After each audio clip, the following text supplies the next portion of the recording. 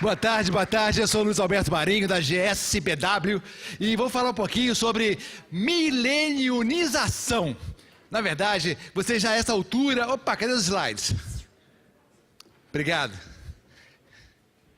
Eu fui rápido demais? Mais um, vamos ver... A essa altura do campeonato, vocês já perceberam que os millennials foram o tema principal dessa NRF. Né? Afinal de contas, quem são esses millennials? A gente tem muitas definições diferentes sobre as faixas de idade. Para essa apresentação, vamos trabalhar com a ideia de que os millennials são aqueles que têm hoje entre 15 e 35 anos de idade. São um contingente de 2 bilhões de pessoas em todo o mundo, 30% mais ou menos da população brasileira. Agora, é claro que a influência dos millennials vai muito além. Afinal de contas, tem muitas pessoas mais velhas do que os millennials que hoje sofrem a influência e acabam se comportando de maneira semelhante aos millennials. E aí que chega o fenômeno que nós chamamos de mileniunização. Ou seja, é a influência dos millennials contaminando outras pessoas do mercado e fazendo com que esse comportamento seja ainda mais relevante para as empresas que atuam no varejo. Além dos millennials e além dos mais velhos que sofrem essa influência, temos ainda mais um segmento, aquele que vem antes dos millennials. A gente chama eles de geração Z. A geração Z é aquela que vai até os 15 anos de idade.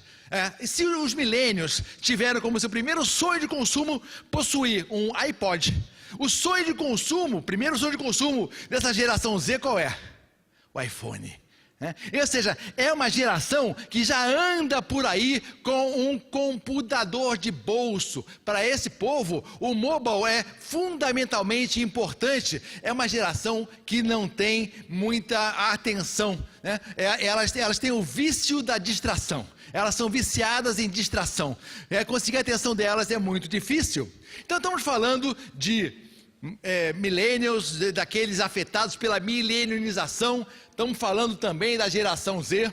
O que tem em comum todas essas pessoas, todas essas gerações, é o fato de que, de alguma maneira, todas elas sofrem violentamente a influência do digital.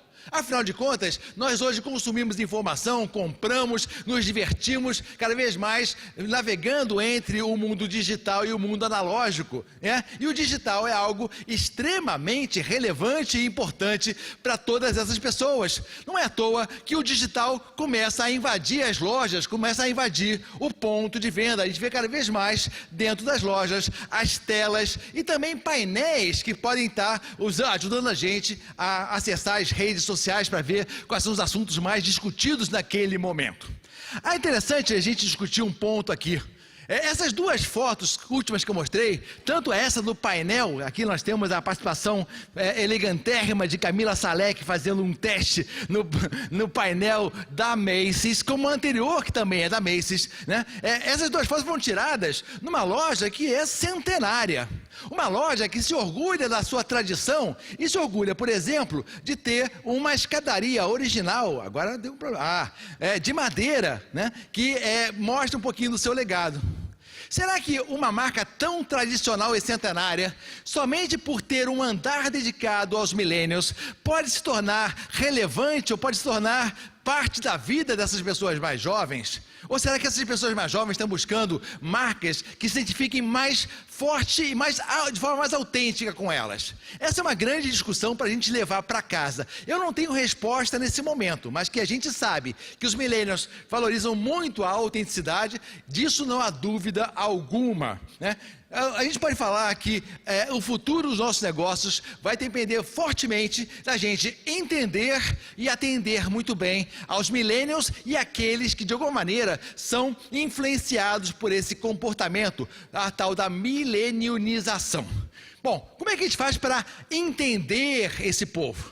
3 palavrinhas básicas para isso. Primeira palavrinha, now, agora. Tudo ao mesmo tempo, agora. né? Eles são muito pouco tolerantes com a demora, querem tudo de forma muito instantânea. E isso se aplica até à questão do trabalho, né? A gente tem dados interessantes aqui, vou passar esse, de um parceiro nosso, o pessoal da Nelway, né? Nós temos dados muito interessantes no Brasil sobre o comportamento dessas pessoas, e a gente percebe que, no Brasil em geral, as pessoas passam 25 meses até trocar de emprego. Pois bem, quando a gente vai para os millennials, essa média cai drasticamente. Quando a gente fala do varejo, por exemplo, né, a gente vê que no comércio ali, enquanto os millennials ficam apenas 15 meses em média no emprego, os demais ficam mais de 32 meses no emprego. Então, você ter um comprometimento dessas pessoas é algo muito difícil. A gente viu hoje, lá no Fast Track da NRF, uma palestra de uma menina, que é uma millennial, a Stacy Ferreira, falando justamente de um projeto para poder criar um banco de dados de millennials para trabalhar no varejo, já que esses millennials são muito volúveis, muito voláteis, né, e querem flexibilidade no emprego. Então, ter hoje essa garotada trabalhando para a gente é um baita desafio e faz com que a gente tenha que se esforçar muito para poder ter eficiência e comprometimento de outro lado. Se a primeira palavra é now, a segunda palavra é why. Por quê? Para essas pessoas, muitas vezes, é mais importante o porquê as marcas fazem o que fazem do que exatamente o que elas fazem. Qual é a intenção? Qual é o propósito? Falar de propósito é extremamente decisivo para a escolha das marcas por esse povo, por esses millennials. Isso não significa simplesmente falar de abraçar uma causa social, o que é muito bacana, sim, mas vai muito além do que isso. Tem que estar na cultura, no DNA da marca. Isso faz com que, por exemplo, a relação entre essa marca e seus funcionários seja diferente, e até a relação com os seus concorrentes possa ser diferente. Eles vão redefinir a noção de competição de mercado. Um exemplo que eu gostei muito de ver é esse que aconteceu aqui em Nova York no Natal passado. Vamos dar uma olhadinha nesse vídeo para ver o que aconteceu com os funcionários da Microsoft, o que eles foram fazer com um vizinho bem perto ali. Roda o vídeo, por favor, ô Wagner. Bem alto, se puder.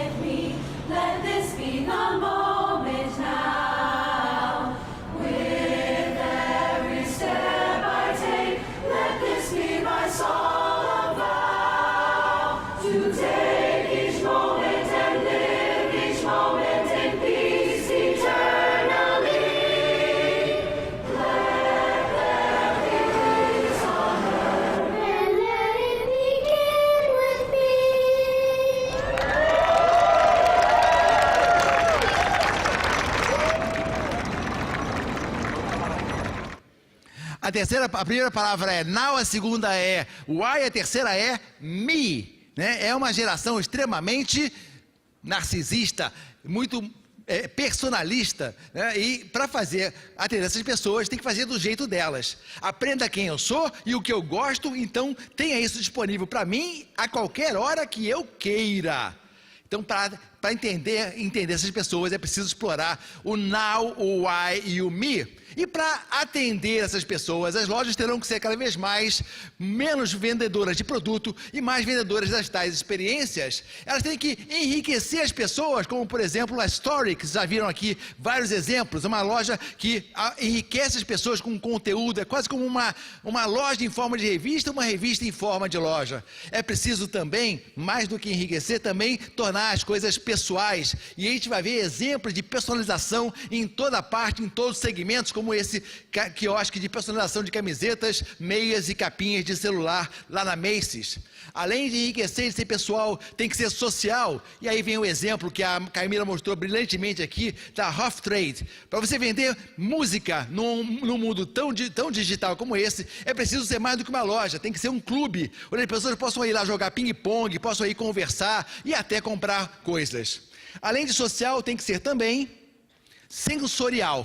Eu recomendo que vocês visitem, quem puder ainda, aqui pertinho a loja da Muji. Eles têm ali um laboratório de aromas, onde você pode fabricar o seu próprio perfume de forma personalizada, de acordo com os seus sentidos, aquilo que mais te agrada. E tem a necessidade de ser disruptivo. O ser disruptivo é o ponto mais complicado, né? Afinal de contas, vamos refletir juntos. Afinal de contas, quando a gente vai... Volta por gentileza, obrigado. Né? A maior empresa de táxi do mundo não tem nenhum carro. A maior empresa de mídia no mundo não produz nenhum conteúdo. Né? O maior varejista do mundo, o mais valioso, não tem nenhum produto em estoque. Né? E a maior empresa de hospedagem do mundo não possui nenhum quarto, nenhum prédio, né? No mundo todo. Isso significa o quê? Né? Que a competição hoje vem também de meios não tradicionais. Eu gostei muito dessa frase do Stephen Joyce, logo no primeiro dia. Ele falou assim: olha, competidores não tradicionais são os que merecem mais atenção.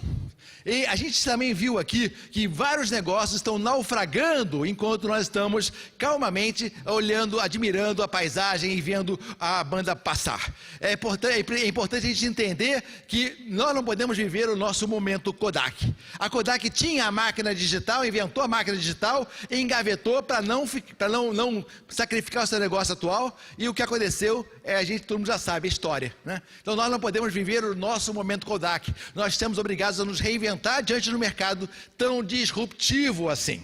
Para terminar, eu queria falar só um minutinho mais sobre o Brasil. Nós estamos vivendo um momento de crise, e em 2009, aqui mesmo na NRF, eu estava aqui e ouvi uma frase muito legal desse cara, o Wade Lee Scott, que na época era presidente da Walmart, ele estava se aposentando, e ele falou uma frase fantástica, né? Perguntas difíceis não são feitas durante bons tempos. Pois bem, será que é o momento da gente inovar? É o momento da gente começar a botar essas coisas todas em prática no meio de um ambiente tão difícil como esse? Não é melhor deixar passar a crise primeiro para depois começar a inovar ou a adaptar os nossos negócios? Bom, perguntas difíceis não são feitas em tempos fáceis. É em tempos difíceis que a gente tem que fazer coisas novas, né? E essas coisas novas passam por colaboração, passam também por a gente, de alguma maneira, olhar com mais solidariedade para o mercado e ter uma nova forma de ver competição.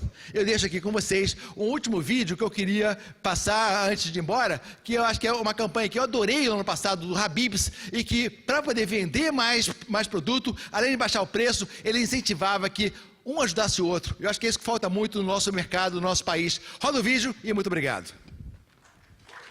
Oi, eu sou Brena, dona de um salão de beleza em São Bernardo. Esse ano tem deixado muita gente de cabelo em pé, não é verdade? Melhor se todo mundo se ajudar. Foi mal. Melhor se todo mundo se ajudar, concorda? Por isso que o Habib's me chamou pra falar da sua promoção Bibs Fia em dobro. Bibs Fia de carne em dobro toda segunda, terça e quarta-feira. Bibs Fia de queijo em dobro toda sexta e sábado. Você pede uma e leva duas. Arrasou! Então você já sabe, pra aproveitar... pra valorizar o seu dinheiro, aproveite as delícias em dobro do Habib's. É só ir no restaurante ou pedir pelo delivery. E pra dar um up no seu visual, liga lá no meu salão e marca uma horinha. Mas liga mesmo, hein? E se todo mundo se ajudar, esse momento vai passar bem mais rápido. Hashtag todo mundo se ajudando. Grave também o seu vídeo que o Habib's vai te dar uma forcinha pra você ser visto por todo mundo. Clique e saiba como participar.